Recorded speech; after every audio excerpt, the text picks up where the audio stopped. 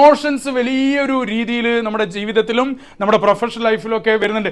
അപ്പോൾ ഈ ഇമോഷൻസ് വരുന്ന സമയം, ഇങ്ങനൊരു ഇമോഷൻ വരും, അല്ലെങ്കിൽ ഈ ഒരു ഇമോഷൻ, ഒരു സിറ്റുവേഷൻ വരുന്ന സമയം നമ്മൾ എങ്ങനെയാണ് ഇമോഷണലി ഇന്റലിജന്റ് ആവേണ്ടത് എന്നുള്ളത് വലിയൊരു ചോദ്യമാണ്. ഈ പുതുതലമുറക്ക് വേണ്ട ഏറ്റവും വലിയൊരു കഴിവാണ് ഇമോഷണൽ ഇന്റലിജൻസ്. അത് ജോലിയിൽ നമുക്ക് ഇമോഷണൽ ഇന്റലിജൻസ് ഉണ്ടായിരിക്കണം, നമ്മുടെ വ്യക്തി ജീവിതത്തിൽ നമുക്ക് ഇമോഷണൽ ഇന്റലിജൻസ് ഉണ്ടായിരിക്കണം. കാരണം ഒരുപാട് പ്രേമങ്ങൾ ഡെഫിനറ്റ്ലി നമ്മുടെ ലൈഫിൽ പ്രേമം ഉണ്ടാവും, ഫിയാൻസി ഉണ്ടാവും, അല്ലെ, കാമുകനുണ്ടാവും, കാമുകി ഉണ്ടാവും. ശരിയാണോ തെറ്റാണോ?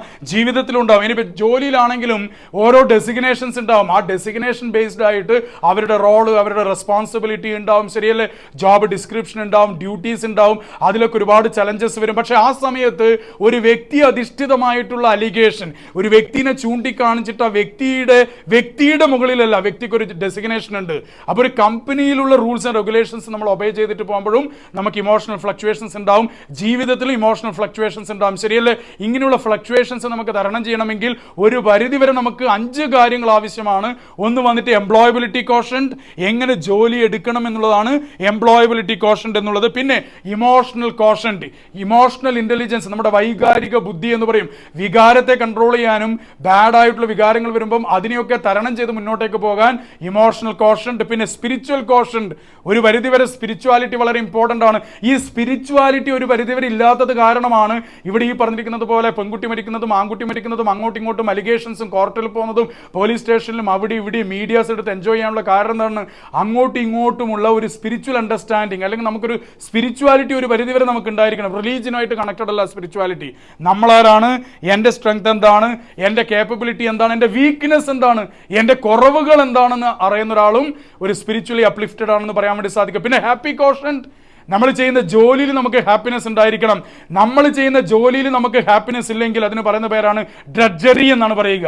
ഡ്രഡ്ജറി എന്ന് പറഞ്ഞു കഴിഞ്ഞാൽ എങ്ങനെയൊക്കെയോ ജോലിയൊന്നും കിട്ടാത്തത് കൊണ്ട് ഞാൻ സെയിൽസിലേക്ക് വന്നു, എനിക്ക് ജോലിയൊന്നും കിട്ടാത്തത് കൊണ്ട് ഞാൻ പർച്ചേസിലേക്ക് വന്നു, പിന്നെ ഞാൻ +2 ഒക്കെ പഠിച്ചിട്ട് പിന്നെ ഡിഗ്രിക്ക് പോണ്ടേ എന്ന് വിചാരിച്ചിട്ട് ഞാൻ ജോലിയിലേക്ക് വന്നു, പിന്നെ കുടുംബത്തിന്റെ ഇത്ര പ്രശ്നങ്ങളുള്ളതുകൊണ്ട് ജോലിയിലേക്ക് വന്നു, അച്ഛൻ പറഞ്ഞതുകൊണ്ട് ജോലിയിലേക്ക് വന്നു, അമ്മ പറഞ്ഞതുകൊണ്ട് ജോലിയിലേക്ക് വന്നു, ഫ്രണ്ട്സ് പറഞ്ഞതുകൊണ്ട് ജോലിയിലേക്ക് വന്നു. അങ്ങനെ ചെയ്യേണ്ട കാര്യമല്ല ജോലി.